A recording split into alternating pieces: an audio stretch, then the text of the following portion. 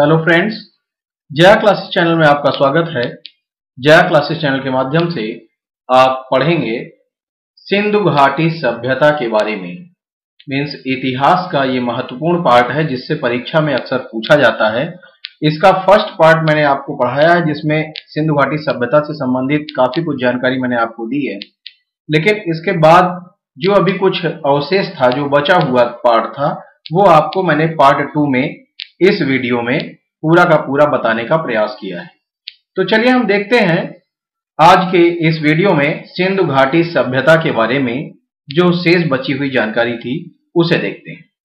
तो देखिए, सबसे पहले हमने इसमें संग्रहित किया है प्रांत और प्रमुख अवशेष स्थल।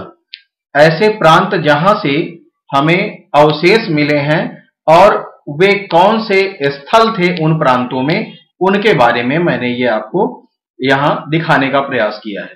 तो देखिए, दिमाग में ये बात रहनी चाहिए कि अगर हमें याद है कि डाबरकोट या सूतकांगेडोर या कोटदीजी, मोहनजोदड़ो, रोपड़ या कुछ भी हमें अगर याद है तो ये है कहां, इसका जो है हम अनुमान नहीं लगा पाते हैं।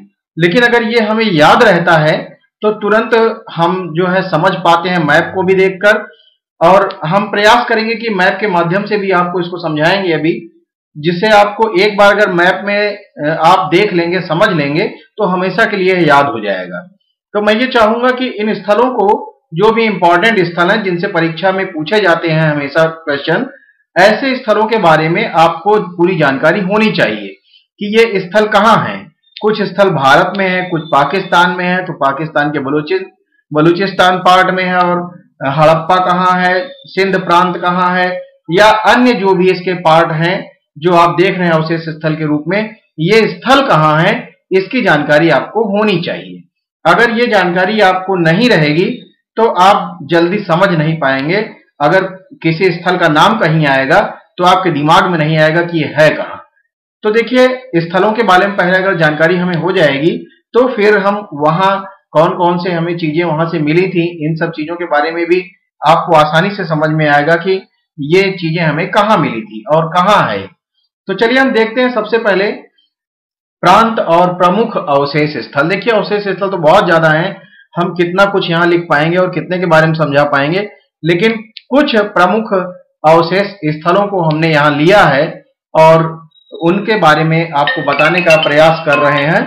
और परीक्षा में जिनमें से ज्यादातर पूछे जाते हैं उन्हीं पार्ट को हमने लिया है और उन सब को हम यहाँ बताने का आपको प्रयास करेंगे, अधिक से अधिक समझाने का प्रयास करेंगे। तो चलिए हम देखते हैं पहले प्रांत जो है बलूचिस्तान। बलूचिस्तान कहाँ है, मैंने आपको पिछले वीडियो में आपको समझाया था बलूचिस्तान या अन्य पार्ट के बारे में, लेकिन यहाँ भी थोड़ा सा आप समझेंगे। पहले आप समझ लें कि बलूचिस्तान जो है कहाँ है, ये पाकिस्तान में है, और पाकिस्तान का ये जो है लगभग अंतिम छोर है। कौन सा अंतिम छोर है, ये पश्चिमी अंतिम छोर है। तो आप देखेंगे कि बलूचिस्तान से सूतकांगेडोर बहुत इंपॉर्टेंट है। सूतकांगेडोर से ही बलूचिस्तान से जो शुरुआत होती है सिंधु घाटी सभ्यता की, वो सूतकांगेडोर से। अब इसके बाद डाबरकोट, सोतकाको या अन्य और भी स्थल हैं जिनके बारे में आप अभी देखेंगे। तो चलिए, सिंध प्रांत से क्या क्या है, कोटदीजी, अली मुरीद, चंदहुंदड़ो, मोहनजोदड़ो, जो मुख्य स्थल हैं वो यहाँ नाम लिखे गए हैं। इसके बाद देखिए पंजाब से है रोपड़, बाड़ा, संघूल व हड़प्पा। इसके बाद आ जाते हैं हम हरियाणा।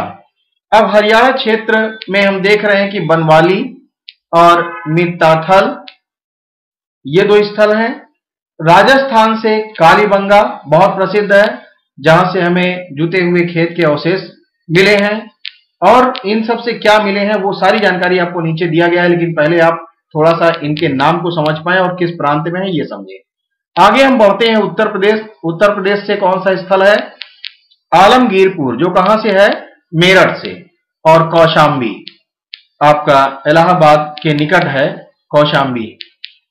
देखते हैं गुजरात के बारे में। गुजरात बहुत इंपॉर्टेंट स्थल है, क्योंकि यहां से जो है लोथल, जो बंदरगाह है ये बहुत ही इंपॉर्टेंट रहा है और बहुत व्यापार के लिए ये सबसे महत्वपूर्ण स्थल रहा है।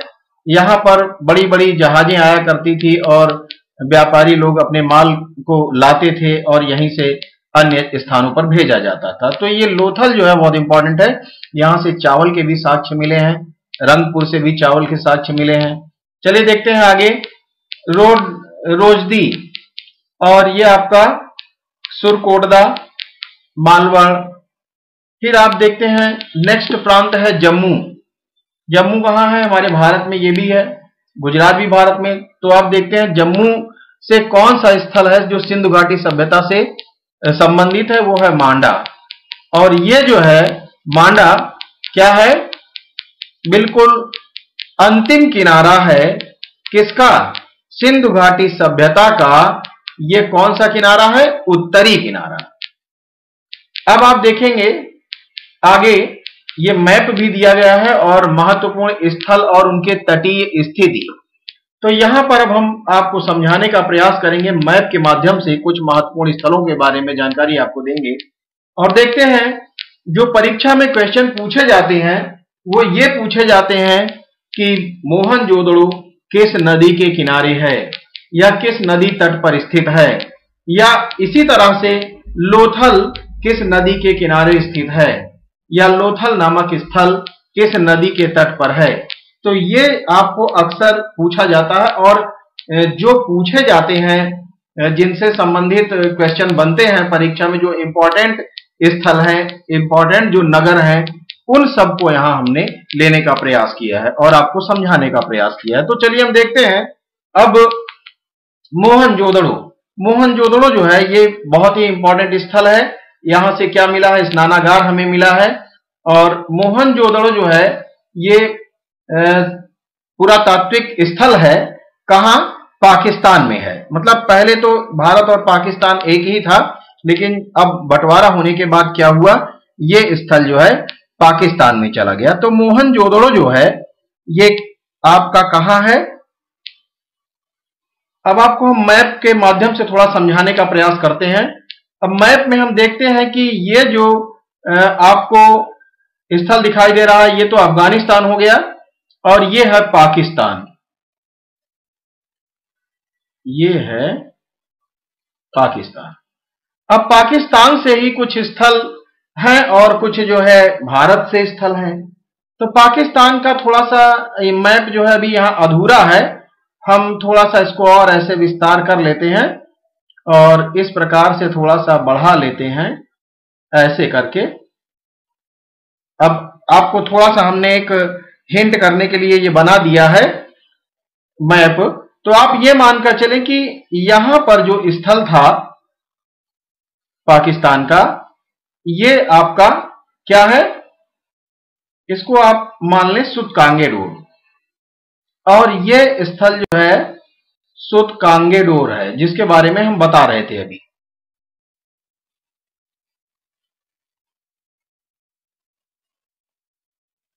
सूतकांगेडोर ऊपर आपने जिसके बारे में पढ़ा, लेकिन यहां नीचे देखेंगे 7वें नंबर पर है सूतकांगेडोर, जिसे मैंने बताया कि ये जो है क्या है। देखिए आप मैप में जब भी देखते हैं तो हमेशा ईस्ट वेस्ट नॉर्थ साउथ आप कौन से दिशा को समझते हैं और मैप में ऑन पेपर आप कैसे समझते हैं इसके बारे में आप समझ लें। ये हो जाएगा नॉर्थ और नीचे जो हिस्सा हो जाएगा वो हो जाएगा साउथ का, और ये क्या हो जाएगा? ईस्टर्न पार्ट है और ये पार्ट जो है वेस्ट है, पश्चिमी भाग है। तो आप ऐसे डब्ल्यू लिख लेना आपके समझने के लिए, सिर्फ आप समझें। तो ये जो है सिंधु घाटी सभ्यता का बिल्कुल लास्ट स्थल है। कहां? पाकिस्तान में। और कौन सा पार्ट है? ये पश्चिमी भाग है। तो देखिए सिंधु नदी जो थी, हम ऐसे समझ लेते हैं कि सिंधु नदी जो है इस प्रकार से ऐसे इसका प्रवाह था।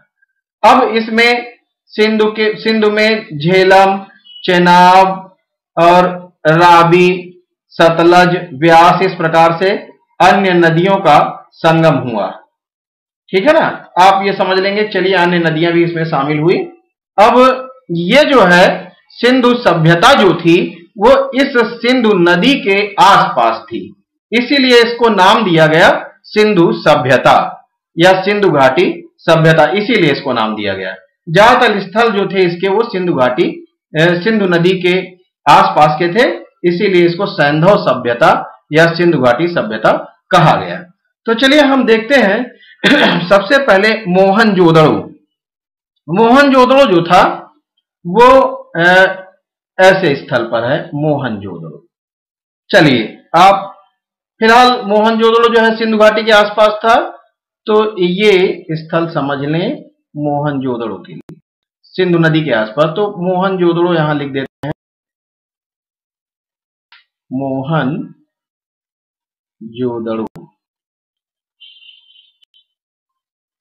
आपके समझ के लिए। चलिए ये स्थल हो गया मोहनजोदड़ो। अब इसके बाद हम देखते हैं दूसरा स्थल है हड़प्पा। अब हड़प्पा जो है कहां था, तो हड़प्पा जो हमारा ये पंजाब स्थल जो देख रहे हैं आप, इससे सटा हुआ पार्ट जो था ये क्या है, हड़प्पा। तो आप देखेंगे ये भी सिंधु घाटी सभ्यता में शामिल है, और जो ये नदी है इन्हीं के आसपास का स्थल ये मान लेते हैं हड़प्पा। और इस प्रकार से हड़प्पा स्थल हो गया ये। चलिए आगे आप देखते हैं दूसरा जो है हमने देखा, तीसरा है रोपड़। रोपड़ कहां है, ये पंजाब प्रांत में। तो रोपड़ को हम समझ लेते हैं ऐसे,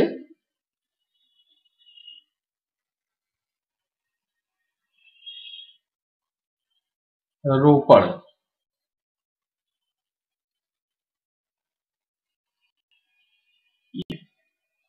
अब आप देखते हैं आगे, रोपड़ जो था ये भी सतलज नदी के आसपास था। तो सतलज नदी पर ये स्थित है, तो सतलज नदी के आसपास था, तो इसलिए सतलज नदी आप ये समझ लेंगे। जो नदियां और इसमें आकर मिली हैं, सिंधु, झेलम, चेनाब, रावी, सतलज, व्यास, तो सतलज नदी यही थी आसपास, उसी के आसपास का स्थल है रोपड़। अब आप देखते हैं मांडा। मांडा कहां है, मांडा जो है जम्मू में, जम्मू कश्मीर का स्थल है। और ये भी क्या है, एकदम अंतिम छोर है कहां का, नॉर्थ दिशा का और सिंधु घाटी सभ्यता का। तो ये जो है आपका हो जाएगा मांडा। और मांडा से जो है लिख देते हैं हम यहां मांडा। चलिए आगे बढ़ते हैं। ये चिनाब नदी पर है, तो आपको याद रखना है कि मांडा जो है ये स्थल कहां है, चिनाब नदी पर। अब इसके बाद आगे देखते हैं, मांडा के बाद जो हमें दिया गया है कालीबंगा। कालीबंगा घग्गर नदी। तो देखिए ये जो है चिनाब नदी पर था, तो चिनाब नदी, मांडा जो है, अब ये सिंधु घाटी सभ्यता, ये सिंधु नदी है, तो इसी के आसपास यहां मानकर चलते हैं कि ऐसे स्थल है मांडा का। और अब इसके बाद फिर हम आते हैं अगला कालीबंगा। कालीबंगा कहां है, घग्गर नदी पर। और घग्गर नदी, कालीबंगा है कहां, राजस्थान में। तो कालीबंगा हम देख लेंगे राजस्थान। राजस्थान कहां है, भारत में है। तो ये हो गया कालीबंगा।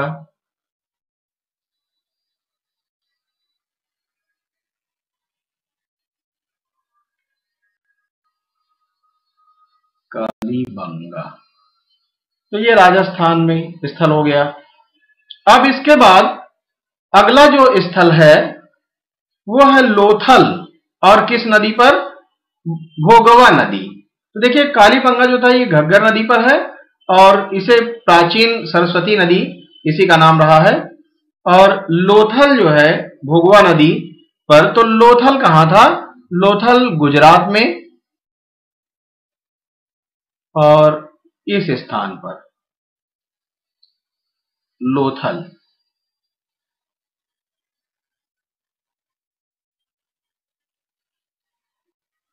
लोथल मैप के थ्रू आप देख लेंगे तो आपके दिमाग में काफी दिन तक बना रहेगा। तो ये लोथल हो गया। यहीं पर ये इसी बंदरगाह से व्यापारिक काम सब होता था, जो भी बाहर से यहां माल आता था या यहां से बाहर जाता था, ज्यादातर काम लोथल से होता था। तो चलिए अब देखते हैं लोथल के बाद जो अगला स्थल है वो है सुतकांगेडो, जिसके बारे में मैंने आपको पहले ही बता दिया है। तो देखिए अब लोथल के बाद, लोथल भोगवा नदी पर है, इसको आप ध्यान देंगे, परीक्षा में कई बार ये पूछा भी गया है। इसके बाद हम देखते हैं आलमगीरपुर।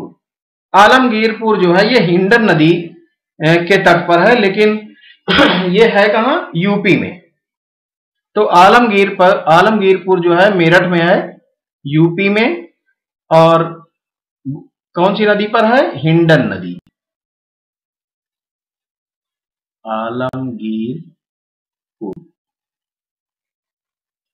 आलमगीरपुर कहां है, उत्तर प्रदेश में, मेरठ जिले में। और जो नदी है वहां जिसके तट पर यह आलमगीरपुर है, कौन सा है, हिंडन नदी, आपको याद रखना है।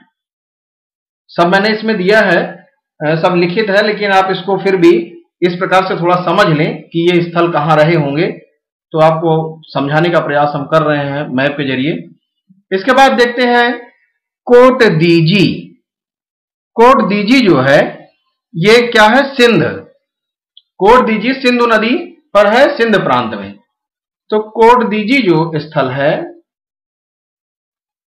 वो हड़प्पा के बाद जो इधर स्थल है ये सिंध प्रांत में है। तो कोटदीजी आपका यहां समझ लेते हैं।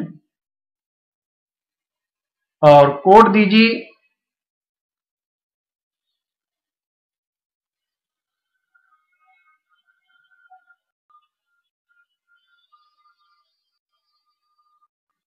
सिंध प्रांत में, पंजाब में। तो कोटदीजी भी आपने देख लिया। अब इसके बाद फिर और जो बचता है इसका पार्ट वो है, अच्छा रंगपुर छूट गया है। रंगपुर, रंगपुर कहां था, ये भी जो है आपके गुजरात में। रंगपुर कहां है, गुजरात में, लोथल के निकट, यहां रंगपुर, इस प्रकार से। तो रंगपुर भी आपको समझ में आ गया, लेकिन रंगपुर मादर नदी के तट पर है, कोटदीजी सिंधु नदी के तट पर। अब बनवाली, बनवाली कहां है, बनवाली भी जो है आपका हरियाणा, हिसार में।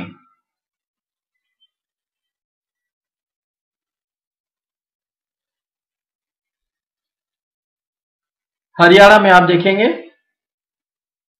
तो हमारा हरियाणा जो है आपको मैप में कहां दिखाई दे रहा है, ये ये है आपका पंजाब और ये हरियाणा। तो हरियाणा में जो है एक स्थल है, क्या, बनवाली।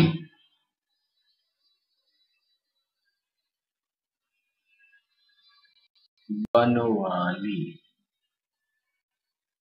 ये हड़प्पा सभ्यता का एक स्थल है, या सिंधु घाटी सभ्यता का एक स्थल है बनवाली, जहां से कुछ अवशेष प्राप्त हुए हैं।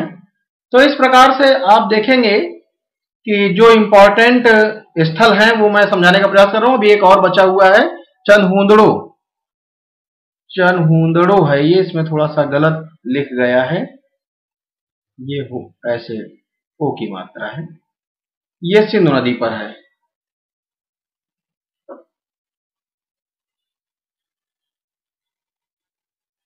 चनहुंदड़ो,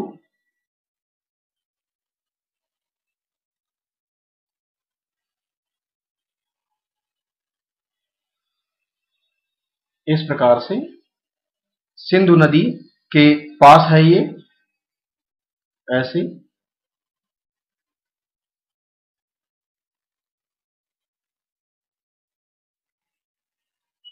चनहुंदड़ो, तो ये पाकिस्तान में है।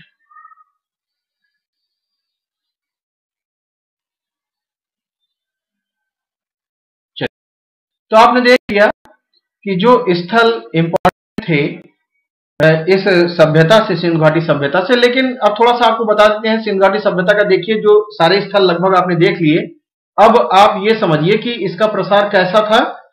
अगर पूछा जाता है कि किस आकृति में इसका प्रसार था तो आप बताएंगे त्रिभुजाकार।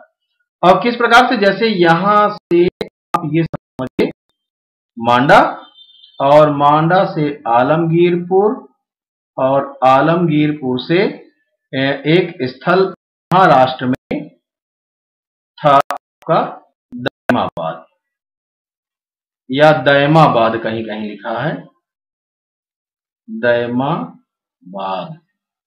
तो इसका जो प्रसार था इस प्रकार से था, दैमाबाद तक। और आप देखेंगे तो ये लगभग इस से था। तो ये जो आकार जो अभी बना ना, ये थोड़ा सा गोलाकार में था, ऐसे हुआ ऐसे। तो हम ये समझ रहे हैं कि लगभग जो है आकार इसका वो त्रिभुजाकार है।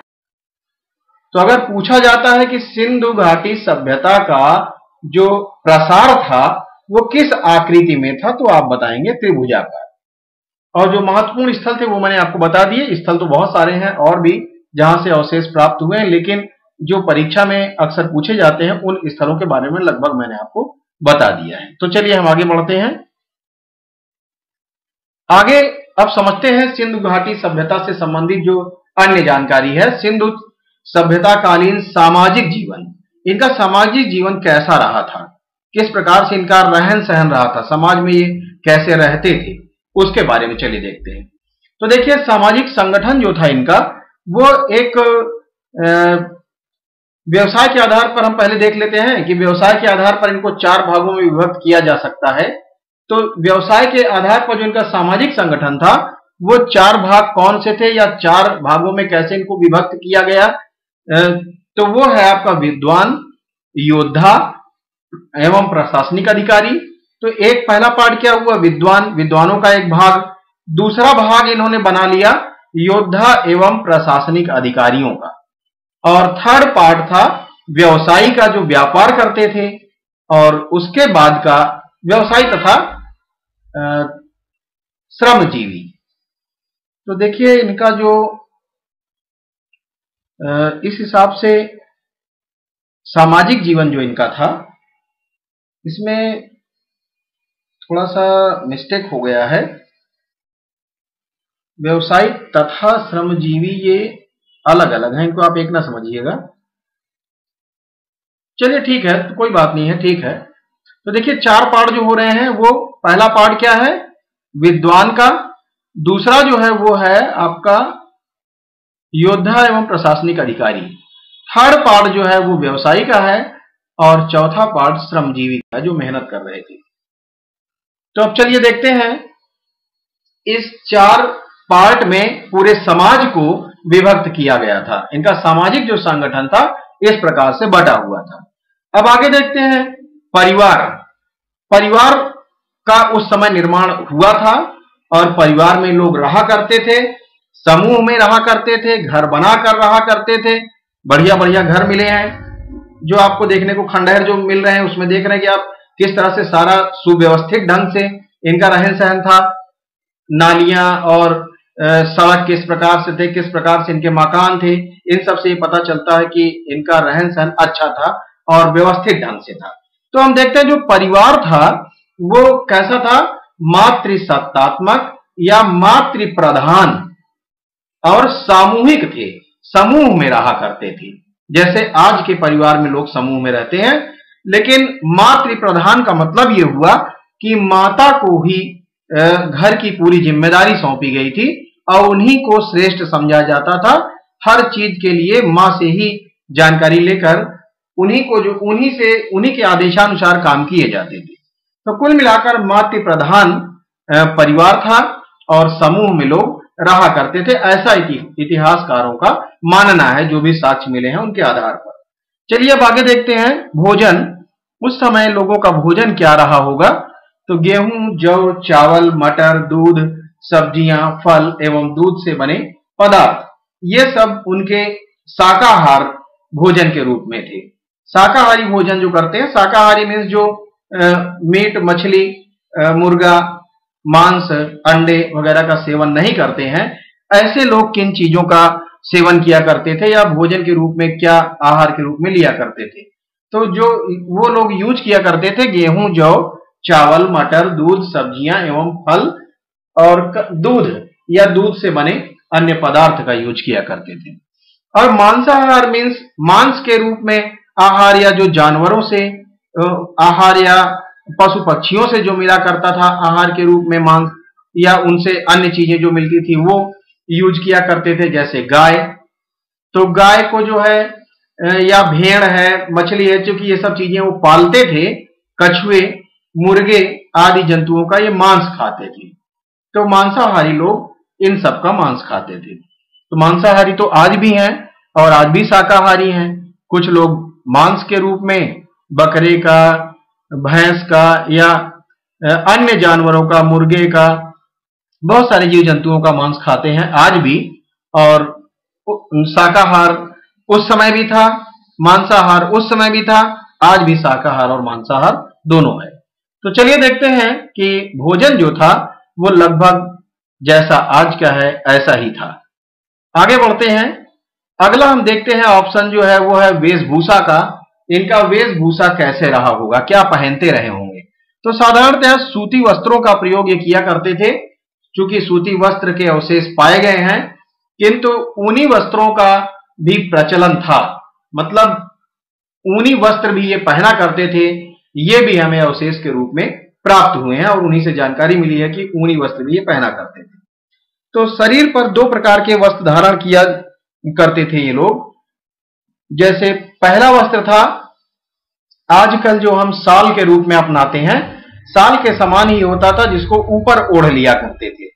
और द्वितीय जो दूसरा वाला वस्त्र था वो नीचे का था, शरीर पर नीचे जो पहना जाता था। जैसे आजकल मानकर चले कि धोती, तो धोती के समान नीचे पहनते थे और ऊपर जो पहना करते थे शाल के समान ओढ़ा करते थे। तो ये दो तरह के वस्त्र ये उपयोग में लाते थे, इनकी वेशभूषा इसी से बनती थी। आगे देखते हैं आभूषण के रूप में। आभूषण के रूप में ये सोने, चांदी, हाथी दांत, तांबे एवं सीप, इन सब का उपयोग किया करते थे। और इनसे जो है बने हुए आभूषण के अवशेष हमें प्राप्त हुए हैं, जिनसे ये पता चलता है कि उस समय के लोग इनके आभूषण पहना करते थे, इनसे बने हुए आभूषण पहना करते थे। चलिए आगे बढ़ते हैं। अगला है हमारा प्रसाधन। प्रसाधन मीन्स सौंदर्य के रूप में किन चीजों का प्रयोग किया करते हैं। जैसे आज लोग जो है पाउडर, क्रीम और लिपस्टिक वगैरह स्त्रियां लगाती हैं और बहुत सारी चीजें यूज किया करते हैं। तो सौंदर्य प्रसाधन की बात यहाँ की गई है। उसमें जो है स्त्रियों का जो प्रसाधन अत्यधिक प्रचलन था, मतलब स्त्रियां तो जो है प्रसाधन को अपनाया करती थी, उस समय भी अत्यधिक प्रचलन था। जैसे आज के समय है, बहुत सारी चीजें फाउंडेशन वगैरह और जाने क्या क्या ब्यूटिशियन में जो है यूज किया करते हैं, ब्यूटी पार्लर में लोग जाकर तैयार हुआ करती हैं महिलाएं। तो इसी प्रकार से उस समय भी बहुत सारी चीजों का यूज किया करते थे। और उल्लेखनीय बात यह है कि लिपस्टिक का भी प्रयोग किया करती थी महिलाएं। लिपस्टिक जो आज भी महिलाएं लगाती हैं, ये चीज उस समय में भी महिलाएं यूज किया करती थी। ऐसे कुछ अवशेष से हमें जानकारी मिलती है। आगे बढ़ते हैं। आमोद प्रमोद के साधन मीन्स किस प्रकार से मनोरंजन किया करते थे, कैसे वो अपना समय बिताते थे, कैसे वो खुश रहते थे, इसके लिए क्या था उनके पास। इसके लिए वो जुआ खेलते थे, शिकार करते थे, जानवरों का शिकार जैसे राजा महाराजा किया करते थे, और नाचना, गाना, बजाना ये सब भी वो किया करते थे। नाच कर अपना खुशी जाहिर किया करते थे और गाना करके, गीत गाकर, बजाकर, ढोल वगैरह अन्य चीजें, तो इन सब चीजों को बजाकर भी वे अपना आनंद प्राप्त कर लिया करते थे, अपना मन बहला लिया करते थे। जानवरों की लड़ाई भी उस समय थी, जैसे मुर्गे की लड़ाई वे देखना पसंद करते थे। औषधियों के रूप में क्या किया करते थे, औषधियों के रूप में औषधियों से वे परिचित थे। मतलब औषधियां वे जानते थे, ऐसा नहीं कि कोई बीमारी हो जाए तो उसके लिए कुछ भी नहीं खाते थे, बस ऐसे ही मर जाते थे। जब तक जीवित रहते तब तक जीते थे, अन्यथा मर जाए, ऐसा नहीं था। मतलब औषधियों से वे परिचित हो गए थे, जानते थे कि क्या चीज हमें किस मर्ज के लिए फायदेमंद है और उसका वे उपयोग भी किया करते थे। कालीबंगा एवं लोथल से शल्य चिकित्सा के भी प्रमाण प्राप्त हुए हैं। मतलब शल्य चिकित्सा मीन्स चीड़फाड़ के भी कुछ चिकित्सा किए जाते थे उस समय, ऐसा कुछ अवशेष प्राप्त हुआ है। मीन्स वे चिकित्सा पद्धति को भी अपनाते थे, जानते थे। आगे है गृहस्थी के उपकरण। गृहस्थी के उपकरण मीन्स घर में जो उपयोग में आने वाली जो चीजें थी, जिनका उपयोग घर में हमेशा किया जाता है गृहस्थी के रूप में, वो क्या क्या थे? जैसे घड़े, कलश, थाली, गिलास, चम्मच, मिट्टी के कुल्हड़ आदि दैनिक प्रयोग की वस्तुएं उपयोग में लाया करते थे। मिट्टी के अतिरिक्त सोने, चांदी, तांबे से निर्मित बर्तनों का भी उपयोग किया करते थे। मतलब मिट्टी के बर्तन तो ज्यादातर उपयोग में आते ही थे, लेकिन कुछ अवशेष में हमें जो प्राप्त हुआ है वो सोने, चांदी और तांबे से निर्मित बर्तन भी प्राप्त हुए हैं। तो ऐसा प्रतीत होता है कि इसका भी उपयोग वो लोग करते रहे थे। सिंधुकालीन धार्मिक जीवन। सिंधु सभ्यता का जो समय था, उस समय धार्मिक जीवन लोगों का कैसा था, या क्या पूजा पाठ भी वे किया करते थे? आगे इसके बारे में हम देखते हैं। मातृदेवी की पूजा किया करते थे। मातृदेवी की मृण मूर्तियों से मातृदेवी की पूजा का संकेत मिलता है। तो देखिए, मृण मूर्तियां का मतलब हुआ मिट्टी की मूर्तियां, मिट्टी की मूर्तियां। तो देखिए, पूजा 2 बार हो गया है, चलिए पूजा 1 बार काट देते हैं। तो मातृदेवी की मृण मूर्तियां, मिट्टी की मूर्तियां मिली हैं हमें, जिसे हम मातृदेवी के रूप में समझ रहे हैं। और मातृदेवी की जो मिट्टियों की जो मूर्तियां मिली हैं, उनका ये पूजा किया करते थे, ऐसा प्रतीत होता है। चूंकि कई जगह से मिले तो ऐसा लगा कि मातृदेवी के रूप में ये जो मूर्तियां बनाई गई हैं ये पूजा के लिए बनाई गई होंगी। तो मातृदेवी के रूप में मीन्स किसी देवी का एक पूजन किया करते हैं, जो मातृदेवी के रूप में हम समझ रहे हैं, मातृदेवी की पूजा किया करते थे। और इसके बाद शिव पूजा किया करते थे। शिव पूजा मीन्स भगवान शिव, शंकर भगवान, भोले बाबा, इनकी पूजा किया करते थे। चूंकि मुहर पर योगी की आकृति योग साधना में लीन मुहर पर आकृतियां मिली हैं और उसमें पशुपति नाथ शिव के अनुरूप इनको दिखाया गया है। तो ऐसा माना जाता है कि भगवान शिव की ये पूजा किया करते थे। योनि पूजा का भी कुछ प्रमाण मिला है। उत्खनन से प्राप्त सीपी, मिट्टी, पत्थर आदि के निर्मित छल्लों से योनि पूजा के कुछ संकेत मिलते हैं कि योनि पूजा भी उस समय प्रचलित थी। पशु पूजा, पशुओं की पूजा की जाती है। जैसे आज के समय में हमारे यहाँ गाय पूजित है, नंदी बैल पूजित है, तो हम जैसे आज भी हम पशुओं की पूजा किया करते हैं, इसी प्रकार से उत्खनन से प्राप्त मुद्राओं पर जो मुद्राएं हमें मिली हैं, जो सिक्के मिले हैं, उन पर कुछ पशुओं के चित्र भी अंकित हैं, जैसे बैल, भैंस इत्यादि का। तो आप ये समझिए कि इन सब का चित्र वहां अंकित इसलिए किया गया है कि इनको श्रेष्ठ समझा जाता रहा होगा, इनकी पूजा होती रही होगी। तो ऐसा हम समझ पा रहे हैं सिक्कों के आधार पर कि उत्खनन से जो हमें मुद्राएं मिली हैं, उन पर जो इनके चिन्ह हमें मिल रहे हैं, जो इनके चित्र हमें दिखाई दे रहे हैं, उन चित्रों से ये पता चलता है कि पशुओं की भी पूजा उस काल में होती रही थी। आगे हम देखते हैं सूर्य पूजा। भगवान को ये जो है सूर्य को भगवान के रूप में माना करते थे और ऐसी शक्ति के रूप में माना करते थे जो मनुष्य से परे थी। तो शक्ति सूर्य भगवान की पूजा एक शक्ति के रूप में किया करते थे। तो मुद्राओं पर इनका भी अंकन इन्होंने किया। तो ये जो है मुद्राओं पर अंकित जो सूर्य के चिन्ह दिखाई देते हैं, उससे ये प्रतीत होता है कि ये जो है सूर्य की पूजा किया करते थे। अब इसके बाद फिर वृक्ष पूजा का भी कुछ अवशेष प्राप्त हुआ है। क्योंकि मुहरों पर अंकित पीपल आदि के जो वृक्ष हैं, उससे ये पता चलता है कि इन वृक्षों की भी पूजा होती रही होगी। कुल मिलाकर हमें ज्यादातर जो संकेत मिले हैं वो मूर्ति या फिर सिक्कों पर बनी हुई मूर्तियां, सिक्कों पर बने हुए चित्र के आधार पर हमें ये पता चलता है कि सिंधु सभ्यता में या सिंधु सभ्यता के काल में भी धार्मिक पूजन इस प्रकार से होता रहा होगा। आगे हम देखते हैं विशाल स्नान गृह एवं स्नान कुंडों से जल पूजा के भी संकेत मिलते हैं। जैसे आज भी शादी विवाह के समय पर दूल्हे को कुएं के पास पूजा के लिए ले जाया जाता है और तालाब के पास ले जाया जाता, तो जल कुंड की पूजा उस समय भी होती रही होगी, क्योंकि विशाल स्नान गृह बने हैं और स्नान कुंड बने हुए हैं, जिनसे ये संकेत मिलता है कि शायद इनका भी पूजन होता रहा होगा, जल पूजा के रूप में इसकी पूजा होती रही होगी। तो चलिए आगे बढ़ते हैं, हम अब सिंधु सभ्यता कालीन मृतक संस्कार के बारे में जरा समझते हैं कि जब लोग मर जाते थे तो उनको सिंधु सभ्यता में किस प्रकार से ये दफनाते थे या जलाते थे या क्या करते थे, शवों का किस प्रकार से ये अंतिम संस्कार किया करते थे। तो चलिए देखते हैं। पूर्ण समाधि पहला, ये 3 तरह के इनके यहाँ संस्कार थे।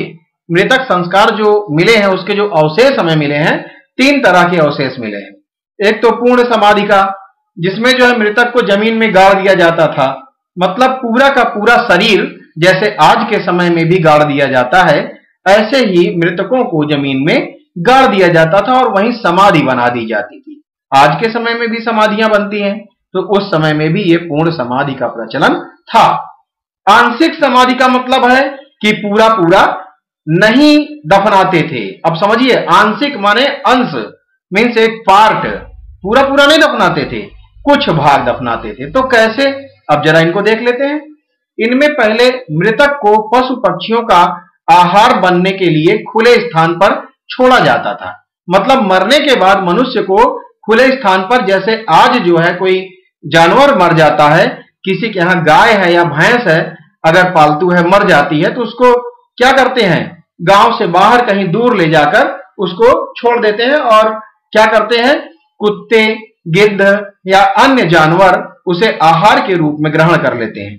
तो इस प्रकार से पहले जो सिंधु सभ्यता के बारे में आप देख रहे हैं, इस समय जो मृतकों का संस्कार होता था आंशिक समाधि के रूप में, उसमें मृतक को या शव को पहले क्या करते थे, खुले स्थान पर छोड़ देते थे, जहां पर पशु पक्षी उसका अधिकांश भाग खा डालते थे।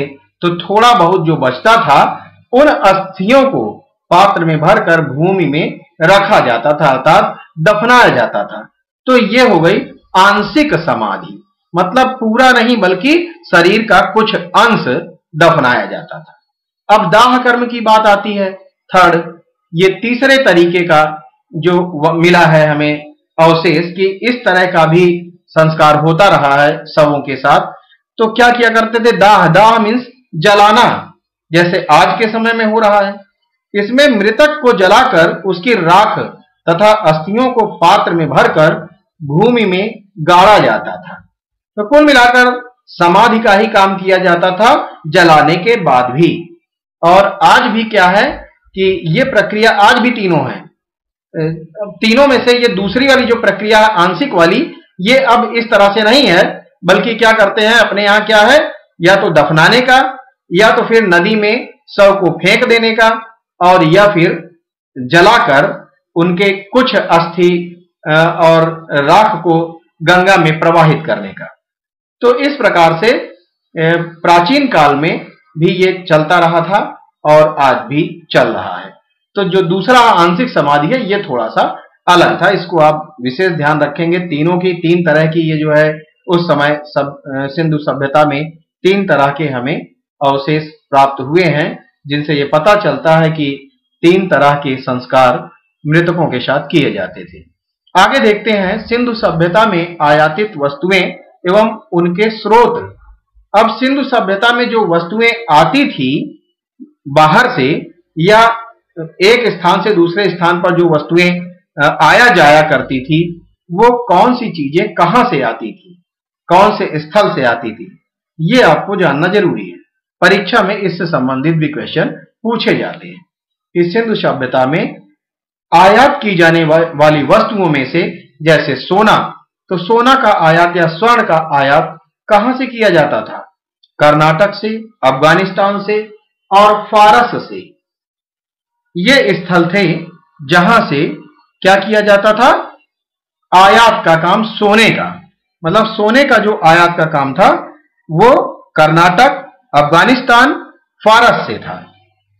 फारस का मतलब ईरान। और चांदी, रजत, ये भी अफगानिस्तान से और फारस से ही आता था। तांबे का आयात कहां से किया जाता था? तो तांबा का जो आयात था वो खेतड़ी राजस्थान से, और बलूचिस्तान जो पंजाब प्रांत में है, सॉरी जो आपके पाकिस्तान में है, बलूचिस्तान प्रांत।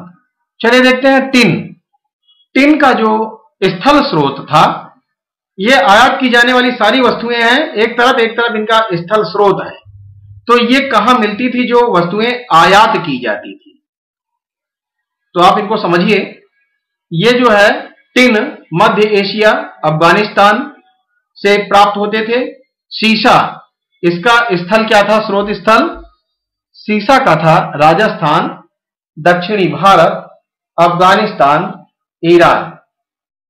इसके बाद आप देखेंगे गोमेद का स्थल था सौराष्ट्र, और नीलमणि महाराष्ट्र से प्राप्त होता था। फिरोजा ईरान से, लाल वर्दमणि मेसोपोटामिया और बदख्शां से। बहुत इंपॉर्टेंट है, ये परीक्षा में भी पूछा गया है कई बार। नील रत्न बदख्शां से, और सेलखड़ी बलूचिस्तान, राजस्थान और गुजरात से प्राप्त होता था।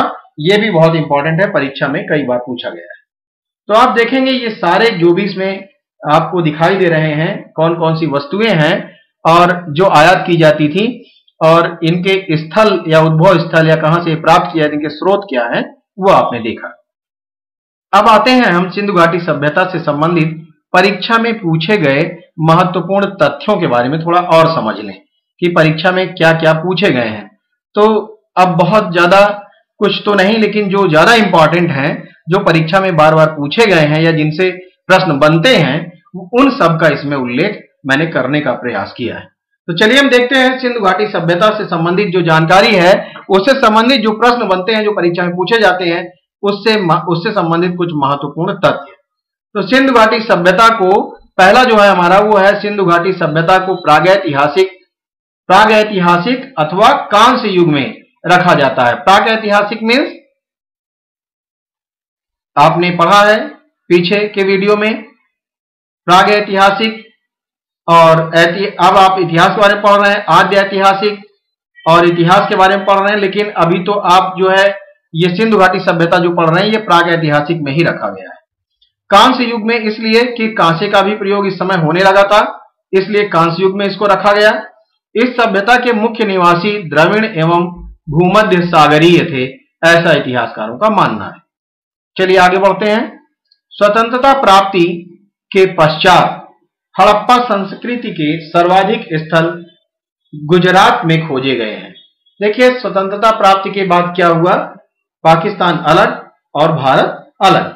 तो फिर भारत में जो ज्यादा स्थल हमें मिले हैं, वो मिले हैं गुजरात से। आगे बढ़ते हैं।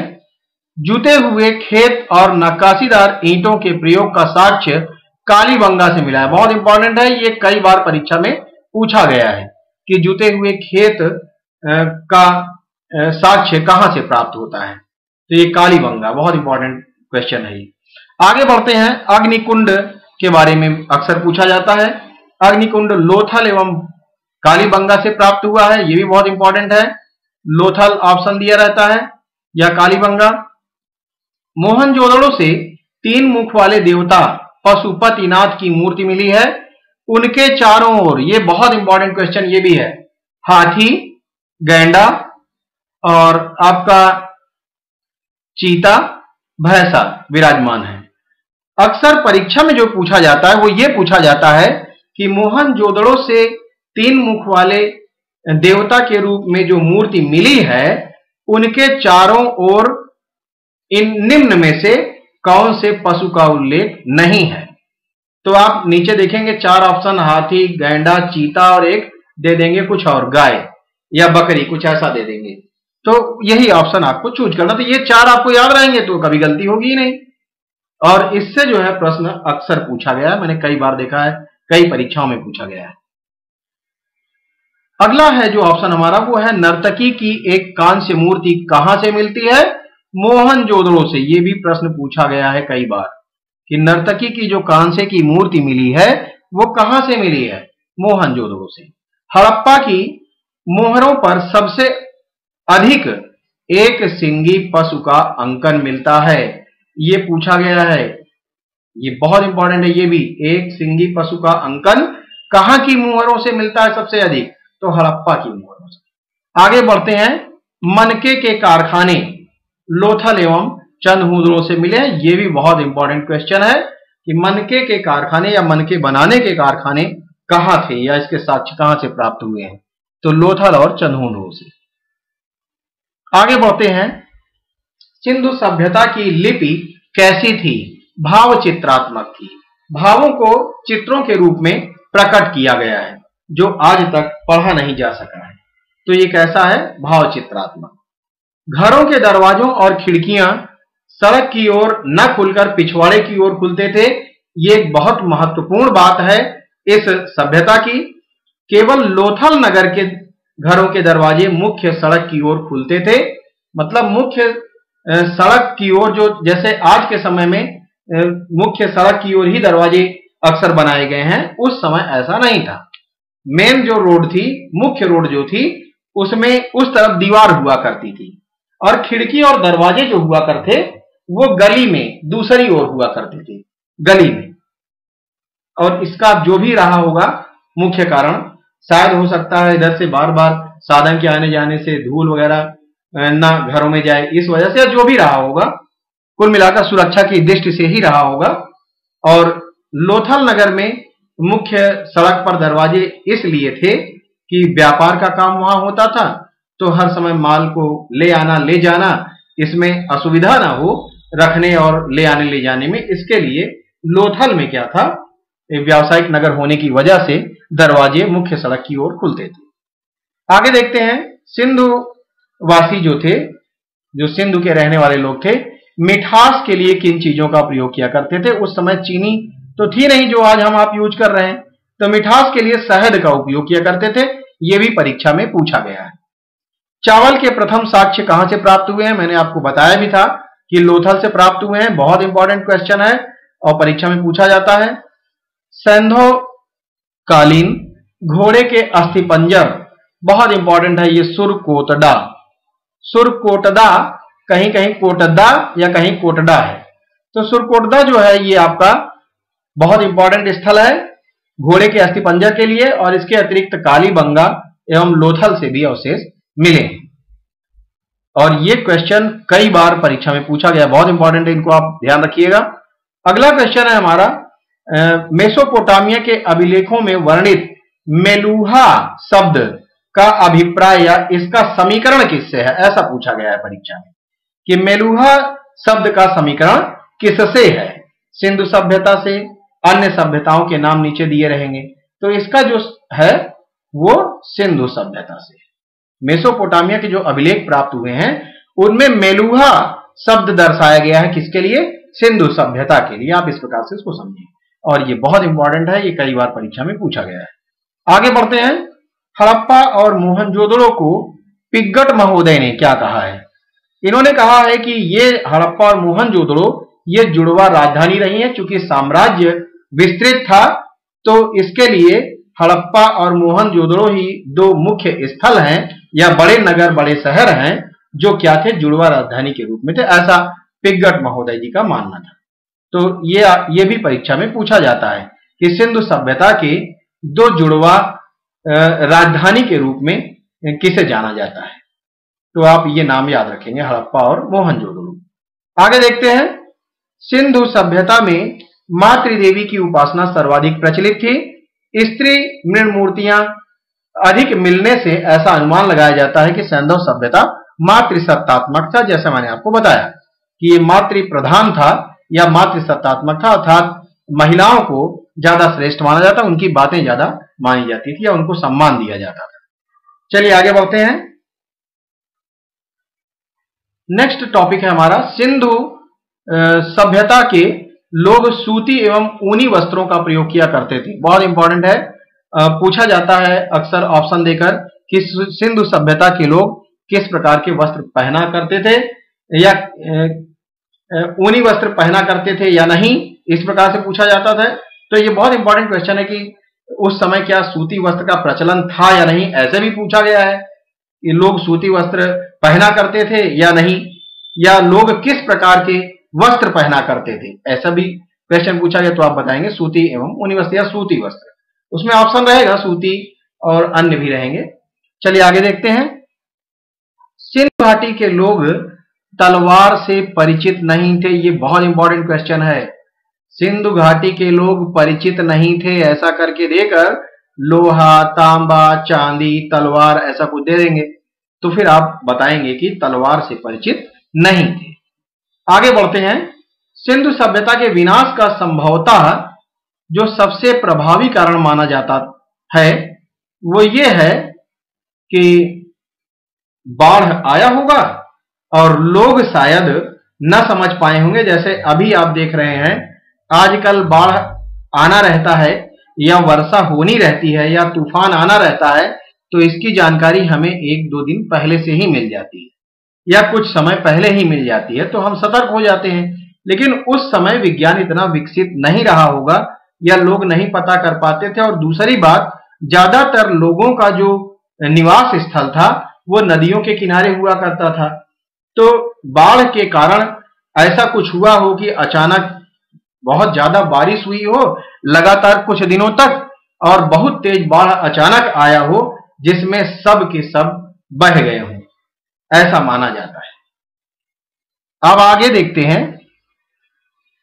आग में पकी हुई मिट्टी को टेराकोटा कहा जाता है। अब यह भी पूछा जाता है परीक्षा में कि टेराकोटा क्या है, तो आप ध्यान देंगे कि आग में पकी हुई मिट्टी को क्या कहा जाता है, टेराकोटा।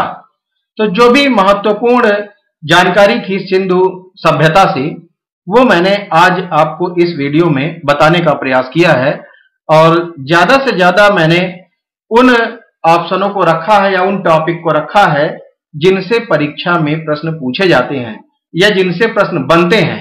सिंधु घाटी सभ्यता से संबंधित मैंने पार्ट 1 और पार्ट 2 में जो जानकारी आपको दी है, शायद इसके अतिरिक्त मुश्किल ही है कि कुछ पूछा जाए। तो मैंने अधिक से अधिक उन चीजों का ध्यान दिया है या उन टॉपिक का ध्यान दिया है जो परीक्षाओं में पूछे गए हैं या परीक्षाओं में पूछे गए प्रश्नों को देखकर ही यहां मैंने कलेक्शन किया है। तो आप निश्चिंत रूप से आप इसे अच्छे से देखें और अपने दिमाग में रखें, ताकि आप इससे संबंधित प्रश्न यदि परीक्षा में देखें तो आप तत्काल उसको सॉल्व कर सकें। तो आज के वीडियो में बस इतना ही। Thanks for watching.